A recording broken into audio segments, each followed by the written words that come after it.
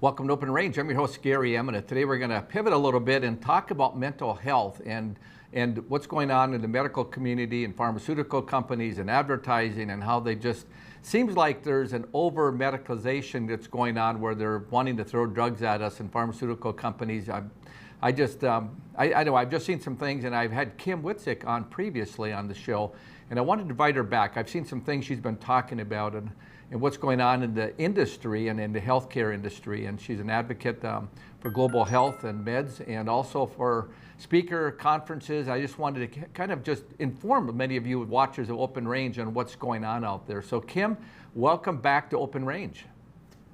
Great. Thanks for having me, Gary. I always love our conversations. So Kim, give us, our viewers, for those that have not seen when you've been on before, just a little bit of your background. I mean, I think it's fascinating. It's tragic, part of it, but you've recovered amazingly well from a very tragic incident. So just give our viewers a little bit of background, whatever you feel is appropriate, please. Sure. Well, I always like to say I'm an accidental advocate because I never chose to go out and be a global drug safety advocate. But on August 6th, 2003, so almost 23 years ago, I got a call that literally changed the trajectory of my life. I was out of town on business, and my dad called to tell me that my husband was dead. He was found hanging from the rafters of our garage. Woody had no history of depression. 5 weeks earlier, he was prescribed an antidepressant, Zoloft, for insomnia. He had just started his dream job with a startup company, and the doctor said it would take the edge off and help him sleep. And ironically, or sadly, I was out of town the first 3 weeks Woody was on the drug. I come home, Woody's telling me his head's outside his body. He's like, "Help me, Kim, you got to help me. Call the doctor." The doctor said, "You got to give it 4 to 6 weeks to kick in." And so literally that night when I was out of town again for work, when, my life had blown up in a million pieces, and the coroner got on the phone and asked me a simple question: was Woody taking any medication? And the only drug that Wood was taking was Zoloft. And she proceeded to tell us that she needed to take the drug with her. It might have something to do with his death.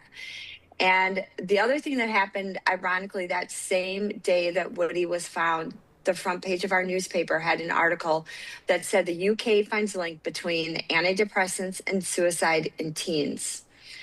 And that was 23 years ago. Woody left no note. When we actually started doing research on that, because intuitively I'm like, there's no way that Woody would have taken his life. Like it made no sense. He got it for not sleeping. We just booked all our travel, talking about having kids. And literally the night that Wood was found, my brother-in-law goes home and Googles Zoloft and suicide. And we had no idea that in 1991, the FDA had hearings on the emergence of violence and suicide with Prozac. And almost every one of those members on that committee took money from pharmaceutical companies making antidepressant products. So of course they said, nope, we don't see anything. They looked the other way. Fast forward, now you have Prozac or Paxil on the market, Zoloft on the market, and approved for kids. And so that's really the time that I entered in, and it became our mission to use Woody's story. And truthfully, I had never heard of, I knew nothing of this whole in the mental health space at that time. But we helped to get black box suicide warnings added to antidepressants in 2004, 2006. I also had a big failure to warn wrongful death lawsuit against Pfizer, which we were able to get out reams of documents that showed a very different story than what the public is being told. So that was, it's funny, that was 20 some years ago. And I really thought we would have that we would have done something. But if you think about it, it's actually gotten way worse today. The society today, we're on more medication. 1 in 5 Americans is taking some kind of psychiatric drug. And so we need to have this conversation. It is long overdue to actually even, I always say, like, I got thrown into the fire, but maybe it is the fire that we have to walk through that actually is what being human's all about. And I think that's the last big post that I put out on Facebook, Gary, that you saw, which is, what does it mean? Like, what if our pain and suffering isn't something to be fixed, but the fire we need to walk through? And I think about those early days after Wood died, and I went to the doctor, and the first thing she asked me, she goes, "Do you think you need something?" And I'm looking at her going, "Wait a minute. I think the drug is what killed my husband.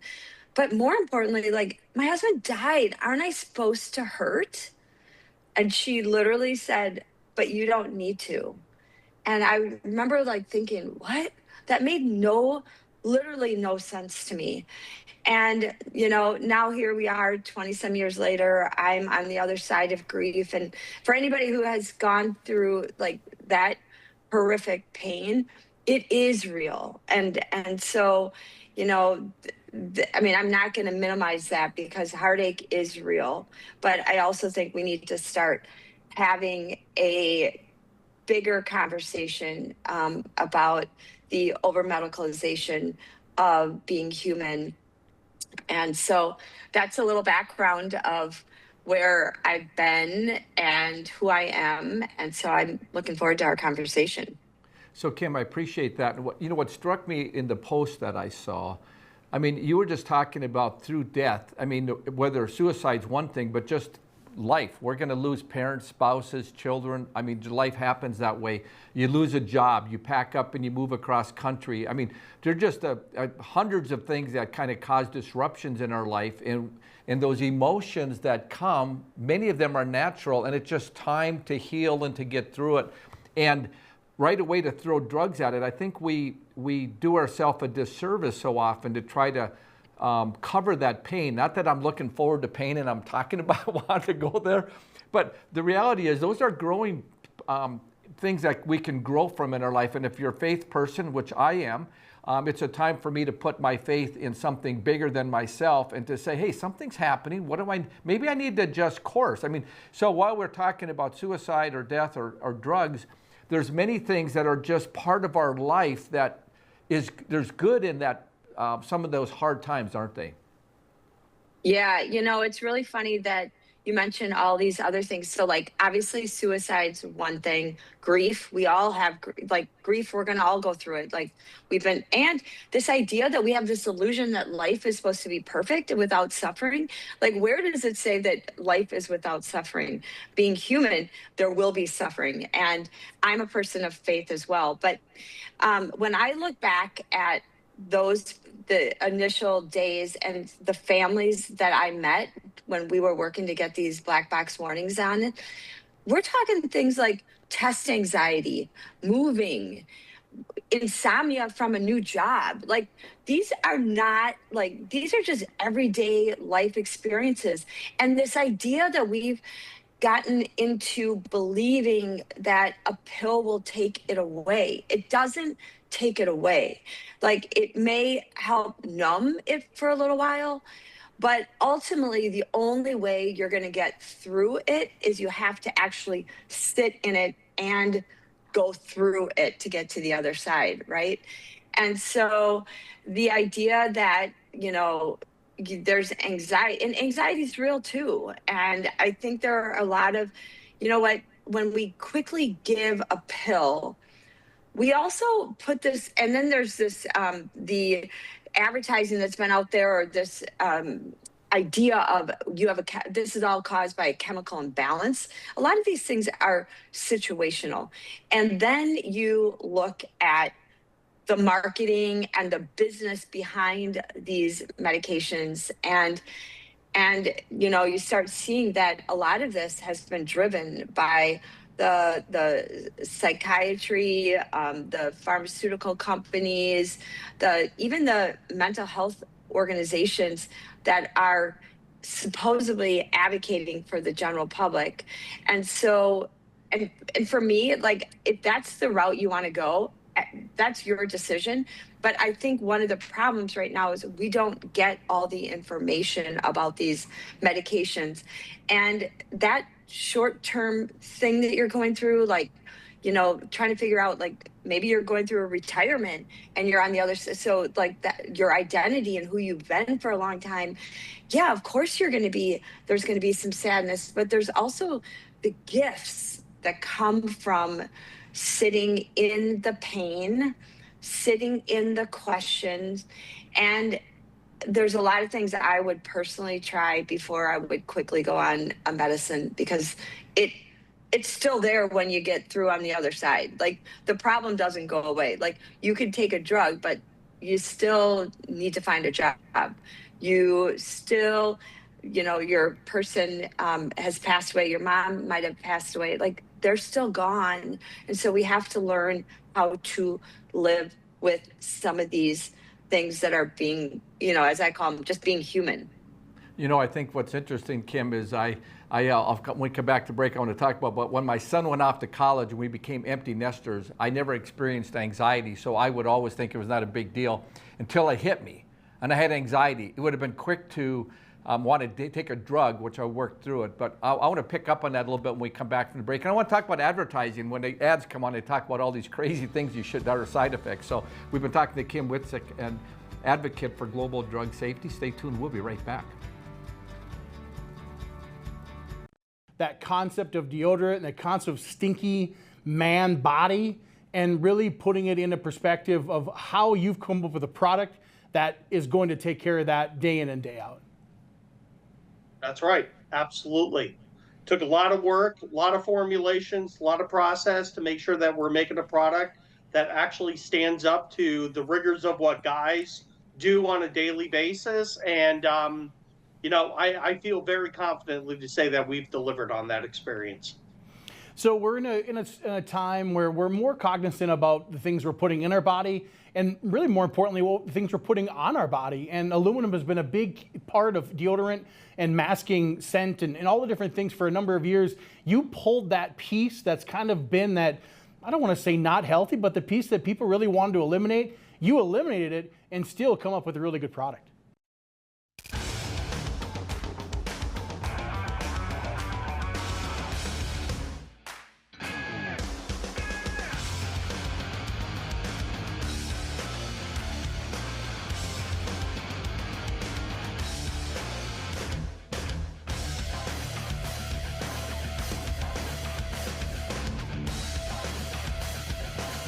Stop out to our facility, Highway 22 South.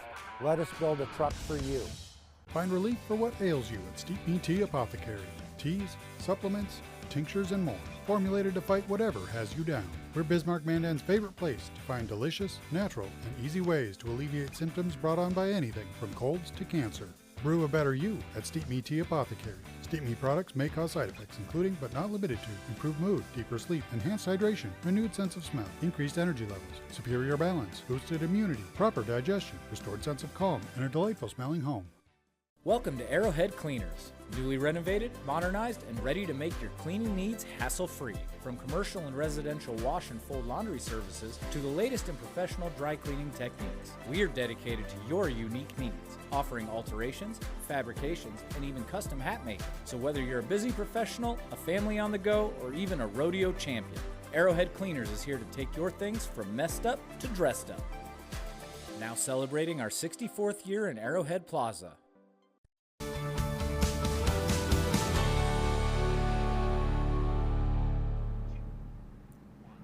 Welcome back to Open Range. I'm your host, Gary. I'm talking to Kim Witczak, who's a global drug advocate for safety. And so, Kim, before the break, I just started talking about, I was a guy, I'm kind of a sparky, sanguine, happy-go-lucky guy. My wife gets worried about me once a year when I'm feeling a little depressed. She goes, "What's going on?" And I'm going like, I don't know, And so I'm one of these guys that never felt, but when we have two boys and our youngest went off to college, all of a sudden it's empty nest syndrome. I'm driving home and I'm like weeping. I'm going, what are we going to do? What's going on? I got home, had to take my son's pictures off the wall, both boys, so I couldn't look and see them. And so I said to my wife, something's happening. I don't know what's going on. I said, I think I need to go drive to town and get a bottle of wine or something, which I did. Had to put my head out the window. I was so anxious over it. Never happened in my life. And had been around people that were anxious or had anxiety. And so, but my point was, I've kind of worked through it. Took me a week or two and get through it. It was just kind of a moment in time. But after that, I've had anxiety periodically trigger. Like, I have a huge garden, like the size of half the football field. And so every now and then I'll get a little anxious, think, man, I got to get water. I got weeds to pull. But those were all things that force you to say, I need to do something different in my life. Maybe my garden is too big, or maybe, and if I was just taking drugs, I'd just keep doing a lot of the same old bad habits, wouldn't I? Yeah, those are actually real things, right? Like when people lose, like their son or their kids go off to college, they're empty nesters. Those are emotions because there's something new that you're experiencing, right? You haven't, they've been at your house, for the last 18 years. Now you're on your own. And so this idea that a pill is going to like fix it, like that, I think we have to get out of that mentality of like, but nobody really wants to, like, I think about other ways. There's a lot of ways to numb, right? You just said, I'll go do a bottle of alcohol, or like I've thrown myself into work because or relationship, or scrolling just to like numb. Like we want to not sit in the pain of something, but the reality is pain or change is there for us to learn from. And we also, like, again, I will go back, for me, one of the greatest things is my faith, because I can't imagine not going through life with faith. When you're talking about anxiety, honestly, I am a person that has a lot of anxiety, because a lot of times it might be that I'm biting off more than I can chew, or it's bringing up things of like, things that I have to look at myself honestly of like, is this like a judgment? Like, where's this coming from? But I have to remember that I will have to, for me, it might be prayer, it might be movement, it might be, making a change. Like something isn't working in your life. Like if you're unhappy, I think it's an opportunity or it's uncomfortable. That is our mirror that gives us information for us to change. But, when you're bombarded by, the society or the marketing, advertising, everybody is, on taking something like, oh, just take a pill. Like you'll see it on Hollywood and movies. Oh, just take a pill. I think we've become a culture that is looking, I don't know, the quick fix. So, well, I think, but it's normal. I think what I was going to say, my wife's a marriage counselor. And so I've had the luxury of her calling me out on a regular basis about things that I probably needed to be called out on. And it's ironic. It's an interesting statistics I'll say on the air that I've told people.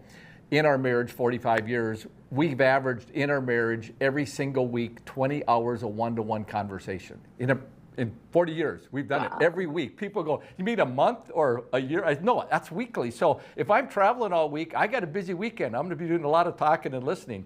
The point is, in those things, discussions occur for you to correct things. So a lot of times, just having a discussion takes that anxiety away, whether it's with your spouse or friend, or you got challenge with your grandkids or your kids, just working through it as opposed to popping a pill. And, and I think that's what really struck me about your post was that there are alternatives than taking medication, because pharma pounds us and gets us to take these drugs. Because, I'm going to bring up a slide here. I like to talk about advertising, because I think it's crazy. If you watch TV or Netflix or whatever you're watching at home, it pops up these advertising that comes up, and you see the dollars that pharmaceutical companies spend on advertising and marketing is like 2 to 1. So if we could bring up that slide for the viewers back home, hopefully you got a big enough screen that you can see some of it. But what's important is that top bar, the orange bar running across the top are the dollars spent on sales and marketing for pharmaceutical companies, and the companies are listed on the left. And the blue is R&D. And then on the bottom, we actually see the numbers. And I just Googled this. I mean, there's all kinds of stats out there, but I don't know how many of you, everybody watches TV, finds out how much is, when they give all the side effects of the drugs they want you to take, they brainwash us and program us to be thinking that we need to be taking these drugs that are going to solve us. And when I hear all the side effects, I'm going like, and to be honest with you, Kim, I've become numb to the side effects. If I'm watching something with them, my wife and I were sitting there watching it, and they go through these side effects, we kind of look and laugh and say, so why would you take that drug? But the government requires it. I mean, why do they allow them to spend billions and billions of dollars? And so as an advocate, what would your reaction be to that? Well, first of all, I have spent my entire career in advertising. So I understand the game of advertising and the power of advertising. And truthfully, we're one of only 2 countries in the world that even allow drug ads on television to promote products for our health. And so that in itself should make people question. But I think, when you have the advertising sells new products, it also sells diseases, right? Before a product is even out there, they're already starting to, massage the market to get people thinking about like some type of disorder, and only your doctor can, would know. And then lo and behold, there's a new pill on the market. And so there's a lot of power in suggestion. There's a lot of power in selling hope to somebody. And also when something's on the air, and they're now doing studies about the listing of the side effects, like should they just take them off because nobody pays attention to them, or they tune them out? Or, the ad agencies know what to do. They put like really pretty pictures with, or, something to distract you from the really fast reading side effects. But and then that's only to the consumers, to like you and I. But remember, part of that marketing budget is also all the money that goes to our doctors and promoting new drugs to doctors. Like right now, there's a new antidepressant that had the most that just came out. It's like EXXUA or something like that. But the majority of the clinical trials to get FDA approval failed. But they're not promoting it on television. They put all their ad money into promoting it to doctors. And so if doctors are super busy and they're not paying attention, they don't understand that the system is kind of controlled by big pharma, and that somebody comes in, the doctor or sales rep comes in, that's part of the marketing too. So really, we're getting inundated by both our doctors being marketed to, and then you and I as the consumer being kind of primed to go to the doctor and ask for something. And so advertising is powerful. I know that when Secretary Kennedy came in, that was one of his goals, is to try to get the drug ads off the air. But, he's not going to have that ability. He's going to still have to go through congressional approval. And we've tried it before. I mean, like I said, I've been doing this for over 20 some years. And I think it was back in there was like 2008, there were big hearings at the FDA again about direct-to-consumer advertising. So there was a lot of pressure being put on the companies then. And they became like fierce lobbyists. But it's not only the pharma companies, it's all of the supporting like industries around the pharmaceutical, advertising that we're also trying to lobby on behalf of, because it's good for, is it really good for society, or is it good for their pocketbooks? And then of course as we saw during COVID, have the networks really become, is the real goal of the advertising to kind of control messages that comes out of the networks. So you can see there's a lot of problems with the advertising. But at the end of the day, when I think about it, you know, that's my advertising brain that works, as well as, you know, sitting on the FDA. I've seen how it influences, but I really care about the everyday person who literally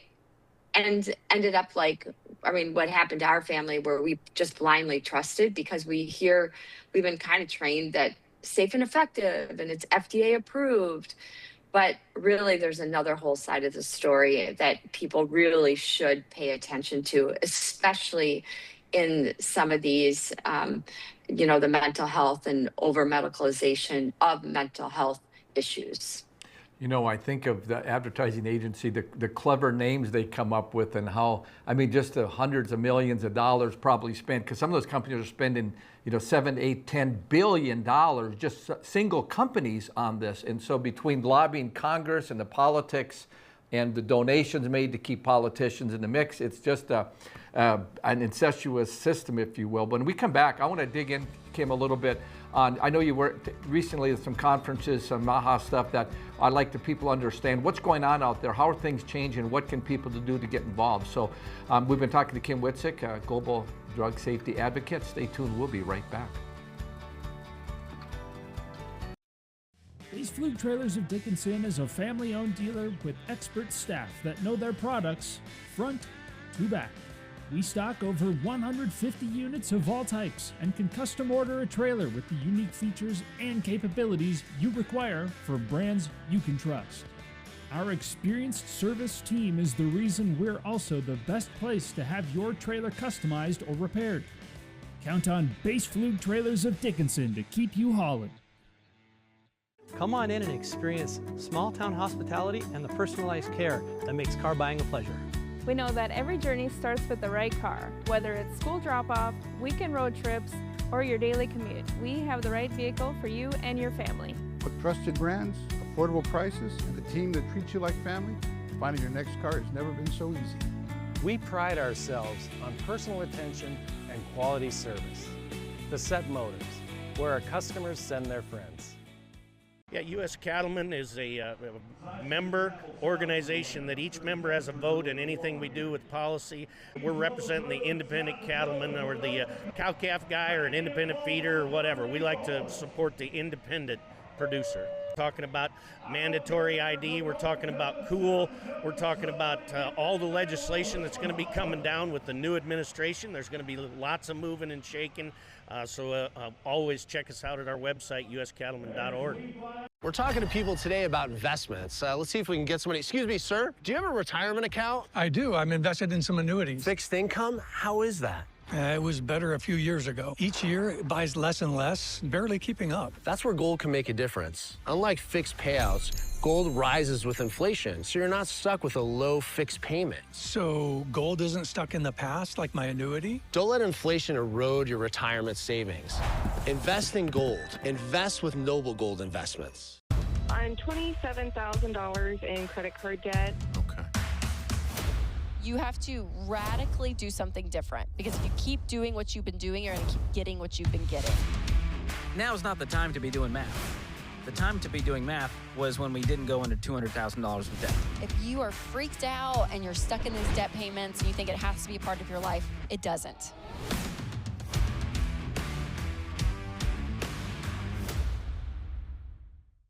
We are Ladies of Another View. Join us every weekday morning at 9 o'clock a.m. as we discuss the big topics from North Dakota, the nation, and around the world. We chat with everyone from celebrities and medical professionals to politicians, local business owners, and neighbors about the topics and stories that affect all of us. We are unscripted and uncensored real news from real people. So join us every weekday morning for Ladies of Another View on Beth.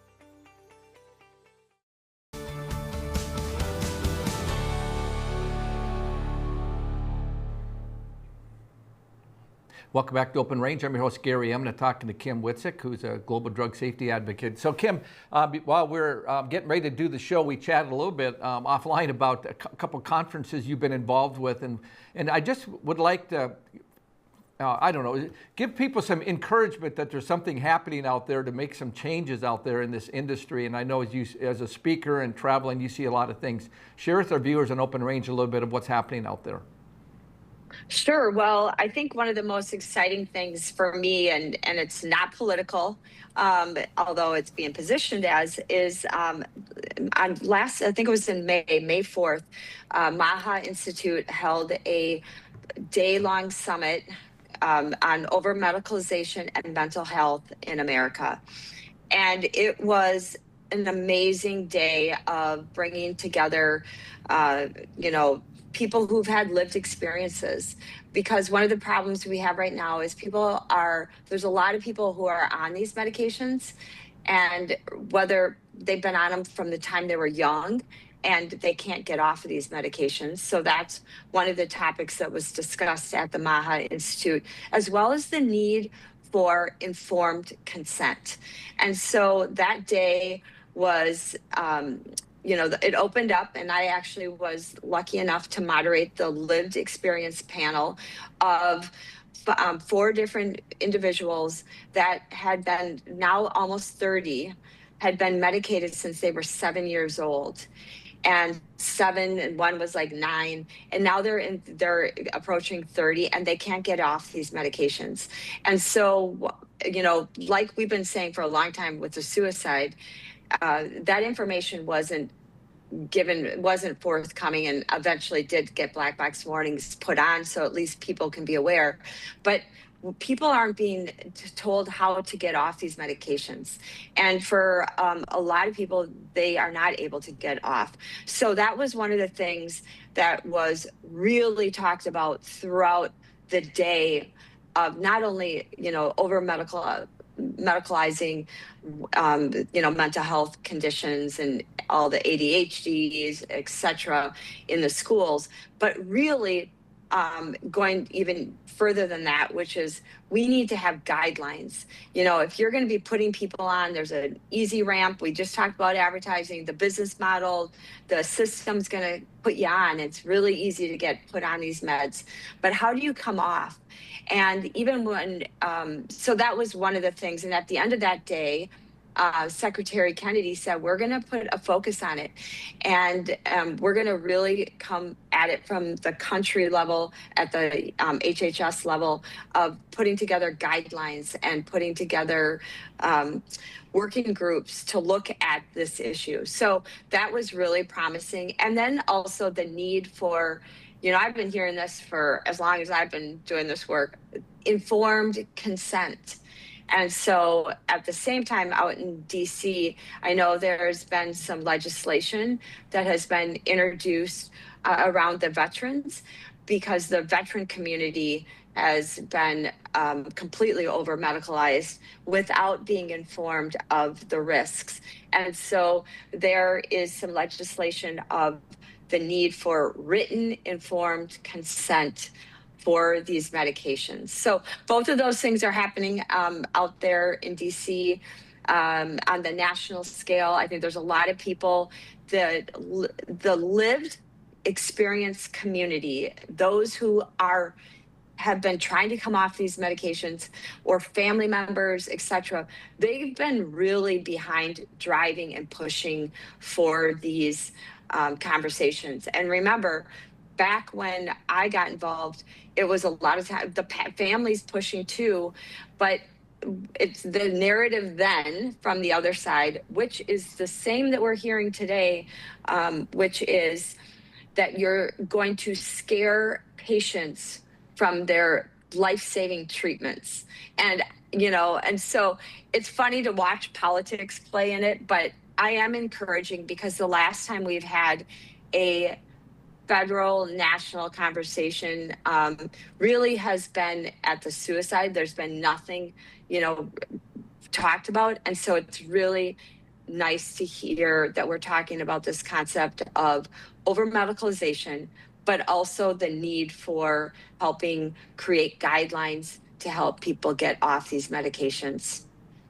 I think of young people today, there's so much that goes on with kids. Of course, there's all the sexual stuff, transsexual, it's going on in school, and there's these parents fighting back with school systems and teachers and school boards, et cetera, that's gone on related to that side of it. But there's so much of it, I think, with young people. They're just going through teens or going through puberty, and right away, if you overreact as a parent and want to get medication to them because of something, that's what you're talking about, is getting that hook in them. And the medical community, or at least the pharmaceutical company, they'd love to get you. So now they got you for the next 30 years, and they just keep that revenue growing, don't they? Yeah, I mean, I always call it unfortunately, the cradle to grave kind of, you know, I mean, that's a business model, you know, keep people going. But when you listen to these families that have had, like, I mean, these are not benign medications. And that's what people need to realize. We don't remember, these were all tested and approved to come on market at 6 to 8 to 12 weeks worth of clinical trial data. And now you have people that are on them for years, and then they're mixed. Remember, again, clinical trials to get a drug approved, it's isolated. It's not real world scenarios where then all of a sudden like another drug gets mixed into the prescription. And so that is not tested. And so ultimately you are the person that, or your loved one or your kid are the ones that are, as I always say, it's like, it's an individual, you know, prescription plan, because you have no idea that because it worked for one person, it's going to work for another, because all of our bodies are different. And there's no conversation about how are you going to come off these medications. And I think that's another really important part of the initial, like, first of all, I'm not sure that these medications should be the first line of treatment. There should be a lot of other things. But if you decide if you're going to go after curing all of and truly have an informed consent, then part of the conversation before you get on a drug should be, what is our exit plan? Because of course the companies and the system would love to have you on them for years, right? And there are a lot of people who've never, even as adults, have never stopped and asked the question, wait, why am I still on this antidepressant? I have met many, many people throughout the years that might have gotten a prescription 10 years ago, 15 years ago. Maybe they were going through a hard time, you know, such of the things we were talking about in the beginning of our show. You know, maybe it was a breakup, losing their job. So the situation of why they went on it is long gone, but they're still on these medications and have been taking it as if it's a daily vitamin and never stopped to ask the question, why am I still on these medications? So I think these are all the conversations that are starting to happen on the national level. And I think is really important because I do believe that as more and more people are taking these medications, the lived experience community is growing, and they're the ones that are actually helping to push and drive the agendas forward to have these conversations in the public space. Kim, we got to go to break in a couple minutes, but I got a few, this is a longer thought that I want to stay with it. So there's a lot of movement towards homeopathic, certain vitamins, certain types of, you know, I have a gentleman on the show, Dr. Jake Schmitz, that does a lot about just healthy living. And he just says many doctors don't really go down that road. You know, they're there to treat the problem rather than what's really going on to fix this particular thing. And it seems like that's growing, isn't it? Where there's more homeopathic people to try to, you know, maybe I'm lacking some nutrients or something in food, or maybe it's, you know, et cetera. Are you seeing a lot of that grown as well? Yes, absolutely. I think the conversation of like our gut health, right? Our gut health, like what's going on, what nutrients are missing, what lifestyle changes can be made. So I think there's a big movement. There's a big movement in keto in helping cure or help some of the mental health, you know, conditions and other conditions as well. So I think that conversation is helping, and I think that's part of the whole MAHA movement as well, right? Make America healthy again. Well, I think what's interesting is you begin to think about that. I mean, I had a hip replaced like almost a year and a half, 2 years ago. So right away, the question was, do I take pain meds? Do I just kind of take pain meds as long as I can? Well, there's those side effects. And my wife has had Parkinson's. She's been dealing with that for 25 years. And consequently, every now and then the drug treatment changes. So then you'll Google it, and then it'll say, oh, well, what other drugs is she on, or whatever, or whoever that person may be looking at. And then you can find it, the information's out there, but the list gets long. Well, don't take this with that and this and that, and it's really not that simple. Like if you, I mean, I don't know, as you get older, most people that are on some type of medication aren't on just like 1 or 2. You know, they might be on 5 or 6, and so those are complications as well, aren't they? Yeah, absolutely. The whole that practice of polypharmacy, which especially we've seen it in as people age, they're on multiple medications coming from different doctors, and then who's actually sitting there and looking at, is this drug causing a side effect, and that's why this drug was given, and so on. So I think there's a huge need for that practice of somebody who's really looking at the polypharmacy of medications. But in the mental health space, there is a huge problem, like with whether it's elderly or even just the recent case right now that's on trial out in Boston, the Lindsay Clancy.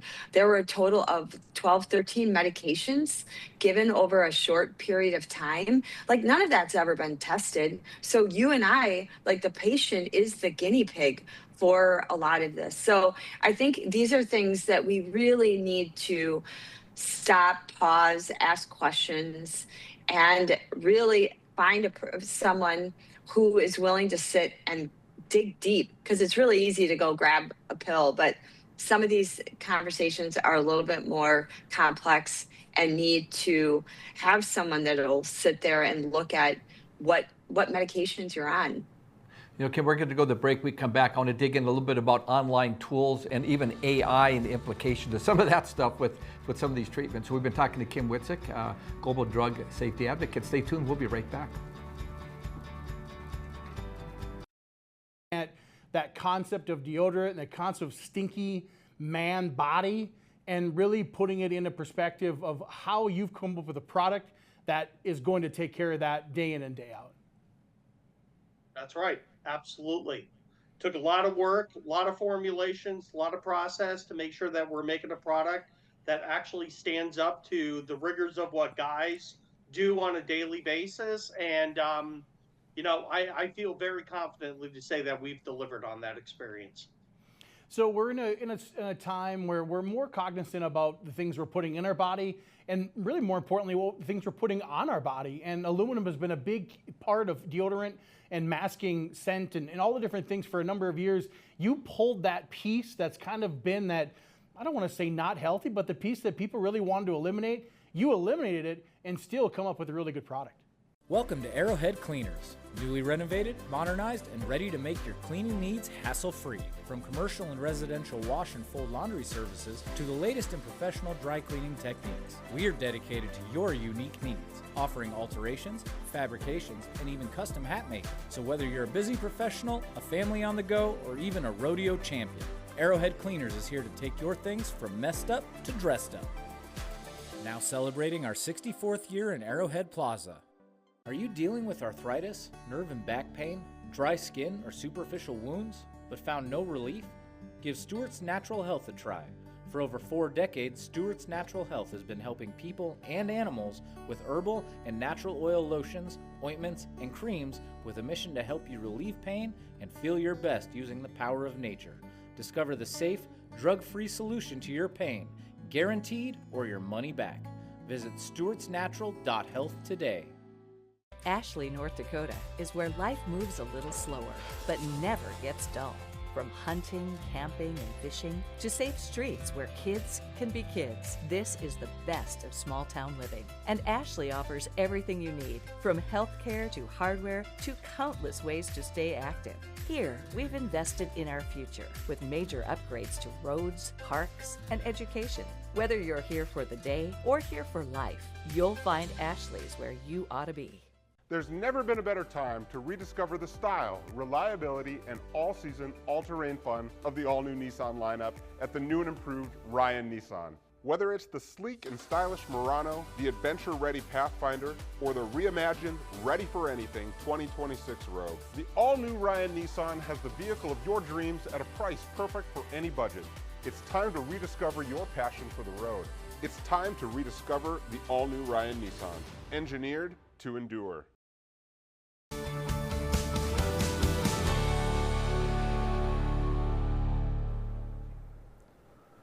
Welcome back to Open Range. I'm your host, Gary Emna, talking to Kim Witczak, a global drug safety advocate. So Kim, I had a friend whose wife just passed away, but they use ChatGPT a lot to try to address some of the symptoms, because in the medical, sometimes you go to doctors and it's like bang, bang, bang, they got to get to the next patient. So sometimes we need to process what's going on in our own body or in our life to try to identify.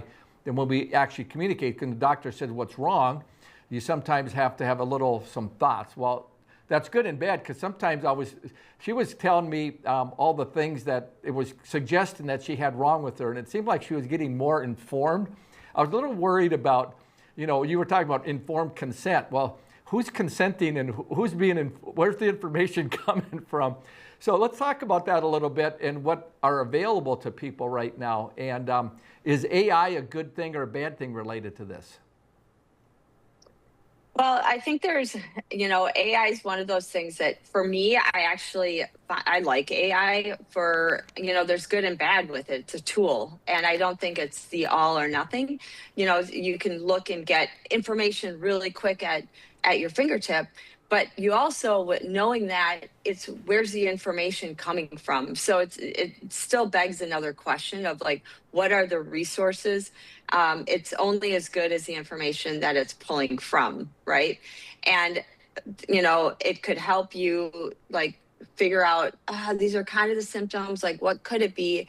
But then there's the other side of it, which does it plant a seed in your head that you might have something, especially if you're a person that maybe, thinks, oh yeah, that's what I have. And then that is I think the complicated part when you go to the doctor and you're like, oh, I think I have this. Well, at what point does the doctors, how much research and time, the time that they get to spend with us is so limited. So I think it really begs this question that it's got to be a partnership with your provider. But again, no one's going to care more about you or your family's health than you. And so I think I always say ask a lot of questions. I mean, AI has been a great tool for me when I'm looking up research quick. But again, I've also seen it where I'll ask questions and it'll say something I'm like that I know is incorrect. And so I'll have to correct it. And that's the part of AI that I think we're still in the process of. But it definitely is a time saver. So Kim, let's talk a little bit about some of the things that you're aware of for advocacy or support for someone who's got a child that there's been threatening of suicide, or just general things that are anxiety. Talk to us a little bit about some of the things that you're aware of for our viewers out there that they could do their own research on. Yeah, so I think there's some good resources out there. A couple of them it's ACE, the Antidepressant Coalition for Education. That has a lot of resources for the antidepressants, and we can, I'll get you the links. Intercompass, and Intercompass is really an organization that was started for mental health and has mental health resources that are to help people get off of them, ask the right questions, and considering going on these medications. Their Able Child is another one. These are all, I always like to look for more independent sources that do not get their funding from pharmaceutical companies. A lot of like the National Alliance for Mentally Ill, which does do good work, but you also have to remember where they get their funding from. So I think I personally like to go more independent education resources. There's another one called MIST.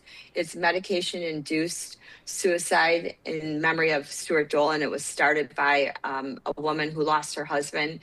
And the entire mission of MIST is to educate people on the side effect called akathisia, which is the side effect which can be a precursor to suicide.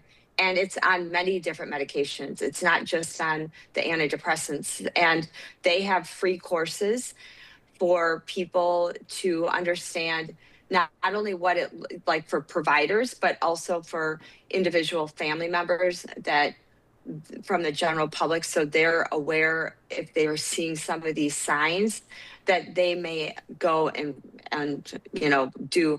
get them off the medication. Then there's another thing that I've just come across, and I've been told it many, many times. We should be having, we're all told that one size fits all, this idea that a medication, like it might work for you. But there's personalized where you can go get a PY450 test, which is a blood test that actually gives your never list of medications because it may not work for your body. And I feel like everybody, and this is something new that I've learned in the last couple of years, but I think everybody should be doing this. And to know that it's available and it's not being offered is really a sad thing, because we're the ones taking the medications, and your body, like I always say, think back to just my late husband. Woody could have one drink, 2 would make him drunk.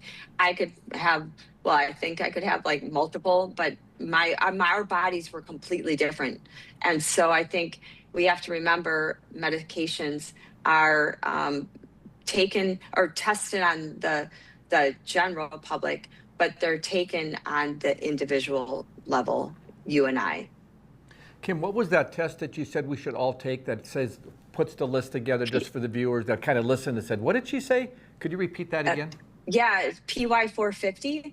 It's a blood test that you can get there. It's like a genetic, and it will, I've had somebody that actually, it's been out for a long time, which I did not know this. It was shortly after Woody died. I had a woman contact me she has a company that tests and it looks at like I think it's like your chromosome or liver, and it will give you a list of what kind of chemicals don't work in your body. And so you maybe once, and I think everybody should be tested, especially if there's been harms, like this drug doesn't work for you, but maybe if you want to go the drug route, that there is a medicine that would work for you. Like maybe Zoloft doesn't work, but Paxil, your body at least could tolerate. Kim, I think I'd like to just, so often, we've been talking about a lot of the negatives. So in the last few minutes of the show, let's just talk about a few of the positive things for the pharmaceutical. Because they have helped.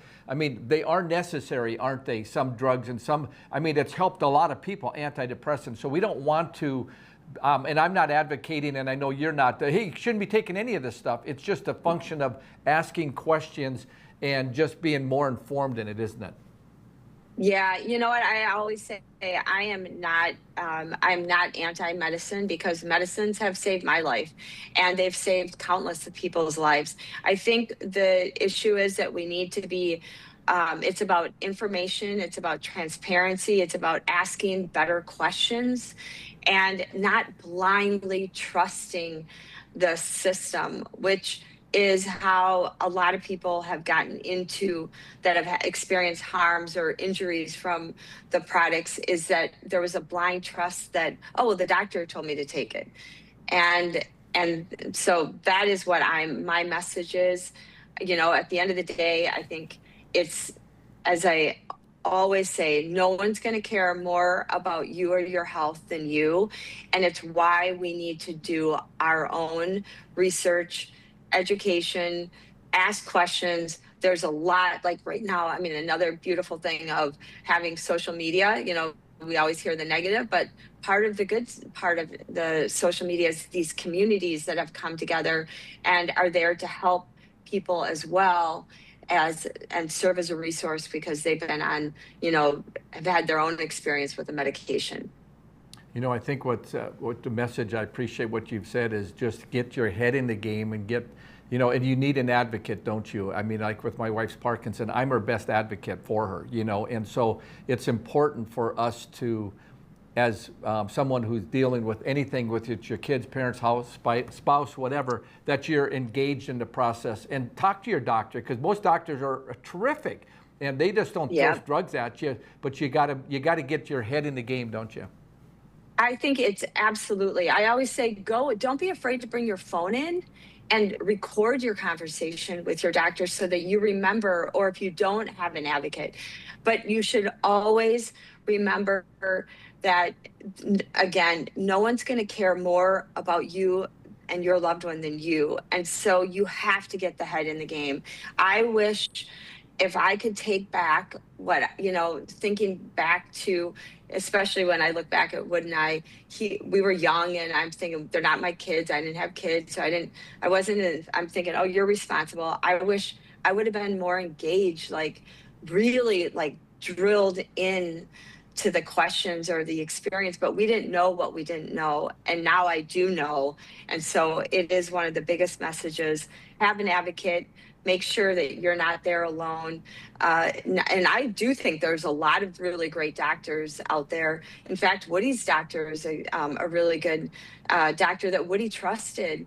And he also, you have to remember, they're working in a system where they're constantly bombarded with their requirements of the healthcare system, 5 minutes with a patient. There's no possible way they can know everything about the medications that they're prescribing either. So those are all things why that you need to be in there for you and your families. So Kim, thank you for joining us again, and I appreciate you getting me those links. We'll put them on our Open Range Facebook page so people can come and find out some of those advocacy opportunities for people to support them. So thank you for joining us once again in Open Range. Appreciate it. Thank you so much for having me, Gary. I always love it. I appreciate it. Thank you. So we've been talking to Kim Witczak, a global safety drug advocate. Thank you for watching. I'm your host, Gary Emmett.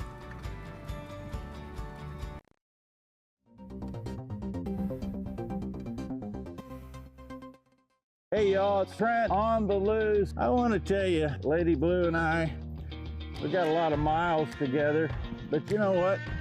You and I got a lot of miles together as well. And all I want to do is bring to you the information on how we maintain a domestic supply of food and fuel for future generations. So I'm going to continue to travel the world and unearth the stories that make it possible that we can live in a free United States of America. Hello, friends. This is Culture Crossroads. Join me, Andrew Southbridge, and my co-hosts, R.C. Williams and Juliana Ormond, as we tackle the issues shaping America. From politics to pop culture, to faith, freedom, family, and the future. From a faith-based conservative perspective that you won't get anywhere else. We stand at the intersection of faith and freedom.